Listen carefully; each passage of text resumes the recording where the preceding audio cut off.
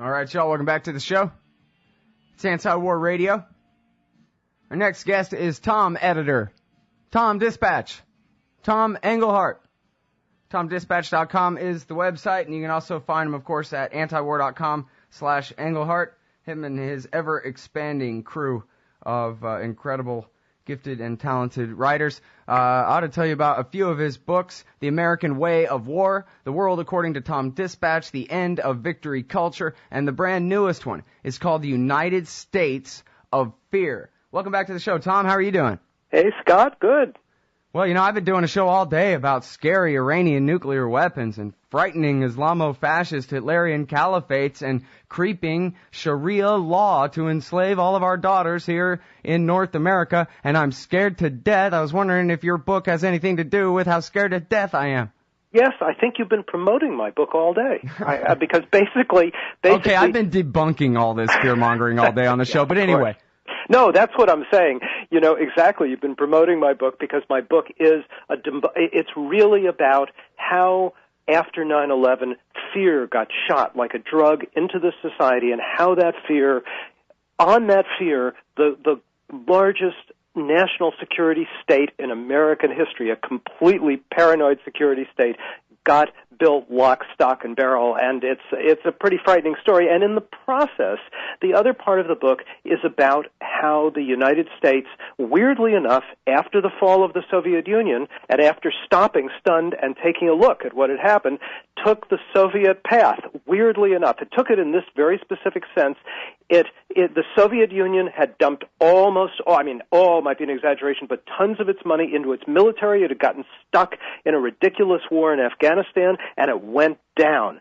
The United States took a look at this defeat, and then what did our leaders do? They dumped our money into our military. They went abroad. They got stuck in ridiculous wars. They got stuck specifically in Afghanistan, and the truth is we're going down.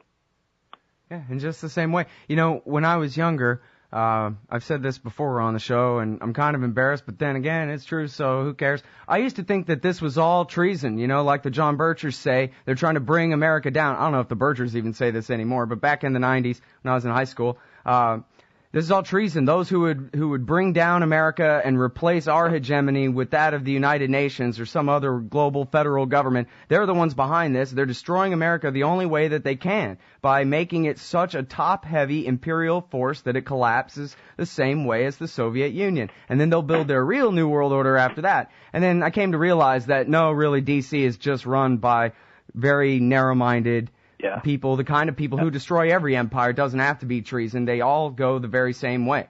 Exactly, and they cannot make their way out of the kind of metal box they're in. They might as well be traitors. I mean, if my conspiracy theory was right, this is pretty much how they would do it, you know? Yeah. Only they did it in the sense that you mean they did it without knowing it.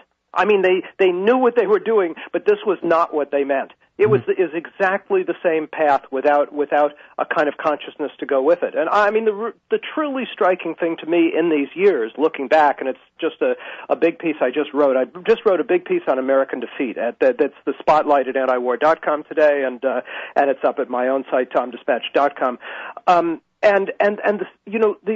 Just to take the word defeat for a minute, I mean, our world, because it is changing so fast, our American world has become comfortable with the word decline, which is a more polite word. You know, the slow decline of American power. If you ask Americans, the latest poll I saw, 69% of Americans believe the United States is in decline. And if you're a critic, you can say in addition that the U.S. is suffering defeats in, say, Iraq or maybe Afghanistan. But to put defeat without specific events, without specific words, to put defeat next to America, that's still kind of un-American. And yet I think this is the reality of the direction we're heading, and we're heading towards a true American defeat. And the striking thing is that defeat started, of course, with our favorite guy, George W. Bush, and Cheney and all his pals deciding that they really could, that for the first time in history they could do what Americans had always thought evil people did, which was to run a global empire. Well, that was really the first part of step 2, right? I mean, the unipolar moment was at the fall of the Soviet Union, and as George Carlin said, we just couldn't wait to go play with our toys in the sand, and they went ahead and they decided they were going to dig into the Saudi desert and stay. And that's how we got into the whole mess leading up to George Bush in the first place. I mean, you can trace it all the way back to Carter and his, and his Gulf doctrine. But the thing about the Bush people that was fascinating was they were kind of mad. They really had a vision of the world. They were kind of mad visionaries. Yeah, it was Richard Pearl and them. Yeah. But what's interesting is, and they took the U.S. military, which they thought could do anything, and they basically drove us over a cliff in what they called the Greater Middle East, or the Arc of Instability. But what's truly interesting is, they went down, they left. This new guy came in, Barack Obama, with his new set of people. And what's fascinating is that in many ways, the Obama administration has been such a continuity, more of a continuity than Bush was with Clinton, I think. Obama, the Obama people don't have that same they don't have the same sense of confidence. They don't have the same faith in the U.S. military's ability to do anything in the world. They lack a lot. They don't have. They're really managers. They're not visionaries in any way. And yet they're on the crucial issues, they've opted for more or less the same path. I mean, they're still stuck in Afghanistan. They pumped Afghanistan up. They are still stuck on the global war on terror. They've actually pumped the global war on terror up. The very same national security state, that Bush had such a hand in creating, the imperial presidency that went with it. I mean, he didn't create it at all, but he created such a large version of it. They've simply gone right along with and aided and abetted. They have been aiders and abettors in that sense. I mean, in that sense, it's startling to see a bunch of people who really don't have a vision of how the whole world works, not a real vision, nonetheless changing almost nothing and asking none of the questions that even a smart imperialist might ask in this world about what's possible given American, given the American treasury as a start. Yeah, well, and I mean, this week with all the hype about Iran, and this is your article, we'll have to get to this part of the article really probably on the other side of the break when we get back, the part about Iraq here and how we've lost Iraq, and we've lost Iraq to a bunch of people who don't need us because they're the majority and because they're aligned with the power next door, Iran, and talk about not asking questions. I mean, this is actually how I dropped my conspiracy theory, was I saw Richard Pearl, the likes of people with such narrow vision as Richard Pearl, pushing us to war with Iraq as though we could just do this every day from now on and have no consequences, never face economic challenges from it and whatever. And I realized all empires fall because of people like Richard Pearl who are so narrow-minded and believe in I guess themselves so much that they're willing to bring a whole society down and talk about not asking, how narrow the vision is. They didn't ask the question, what's going to happen after we overthrow the minority Sunni dictatorship that's been backed by foreign powers this whole time? Well, the majority Shia are going to take over. That's what, which means there's going to be a big civil war over Baghdad too. Just wait. Exactly. And that's not a very difficult question to ask. I actually read a Tom Clancy book, Tom, that began with an Iranian assassin shoots Saddam Hussein in the back of the head, and Iran takes over the South in 2 days. Yeah. That came out in like 1999 or something. Exactly. I was amused recently because when they were discussing our withdrawal from Iraq, which seems to be more or less happening, the Obama administration was also talking proudly about the fact that we were bolstering our power in the Persian Gulf. We were going over the horizon, but into Kuwait and so on and so forth. And in the midst of this, Secretary of State Hillary Clinton made a wonderful statement in which she said that we were doing this. We were bolstering our forces, particularly in the Persian Gulf, in order to prevent outside interference. Now, only if you are blind. I mean, the Persian Gulf is not called the American Gulf; it's the Persian Gulf. And the idea that we are the non-interfering force in the Middle East, and the mad focus on Iran. Well, we can discuss Iran afterwards if you want. Well, they call it the Persian Gulf for a reason. And you're right; she must be deaf to her own words. She can't hear herself talking, saying. Yeah, you can't. They cannot hear. None of them can hear themselves talking. All right, TomDispatch.com for all of Tom Engelhardt. We'll be right back after this, y'all. All right, y'all. Welcome back to the show. It's Anti-War Radio. I'm Scott Horton. I'm talking with Tom Engelhardt. He's the author of the brand new book coming out real soon here in like a week or something like that, The United States of Fear. Is that right? A week from now? About a week, yeah. Okay, good deal. And his article today is called This is What Defeat Looks Like.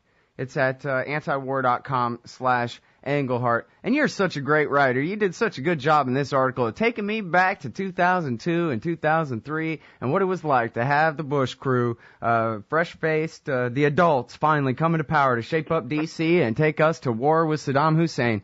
It's kind of fun in an ironical, tragic sort of way, you know? I know it.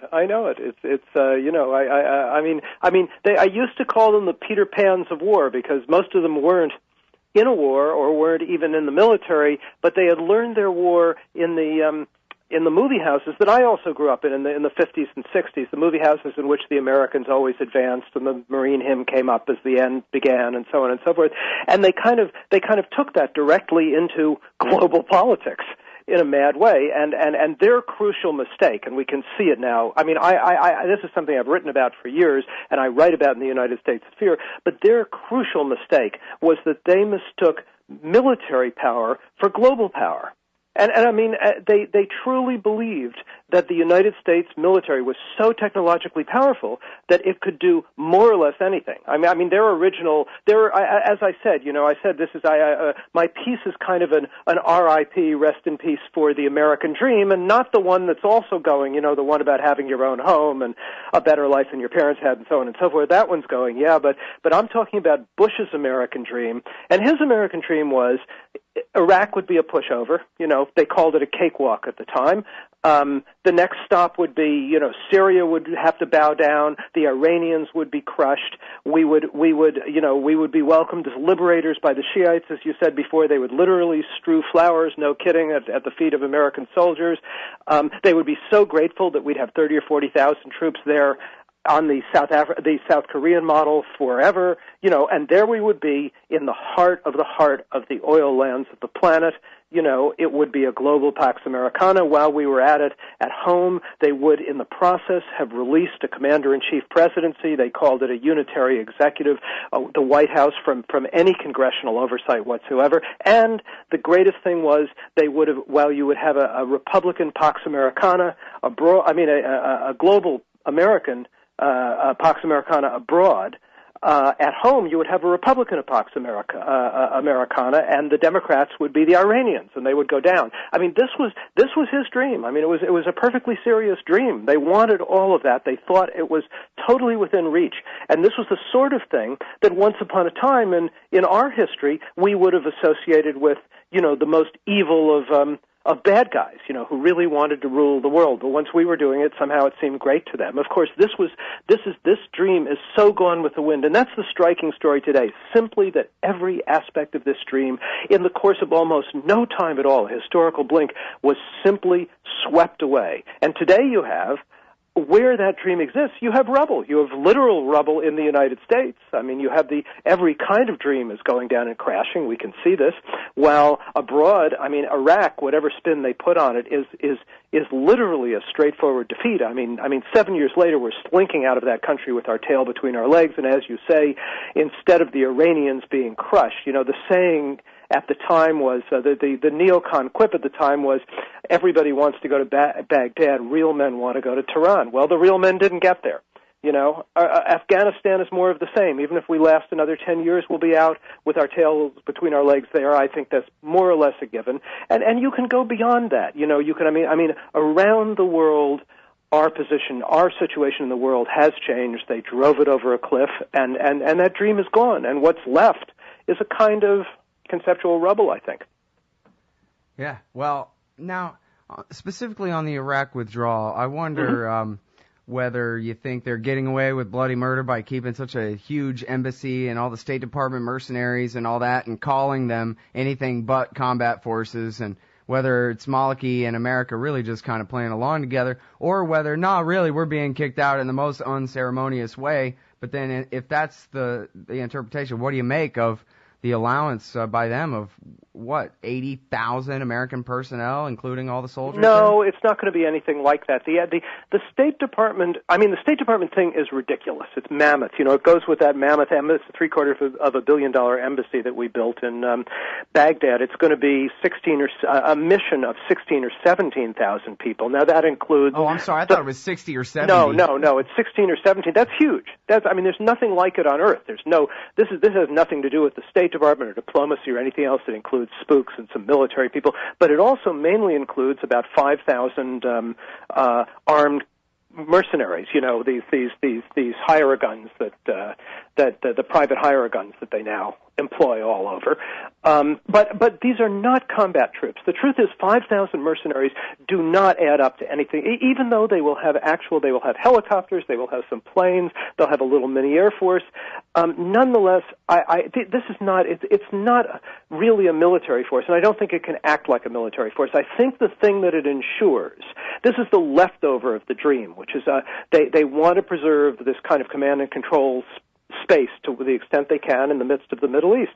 But I think all it will do at that level, and with 5,000 mercenaries, is ensure a kind of ongoing folly and disaster in Iraq at a lower level. The military really do seem to be going. Maybe they'll be able to sneak 1,000 or two back in. They're still negotiating, trying to negotiate the possibility of keeping the special operations forces somewhere around there. But right now, this hasn't happened. We don't know what's going to happen. But whatever happens, if you go back to the invasion moment, and you remember the plans of the Bush administration were really quite clear. This was basically going to cost next to nothing.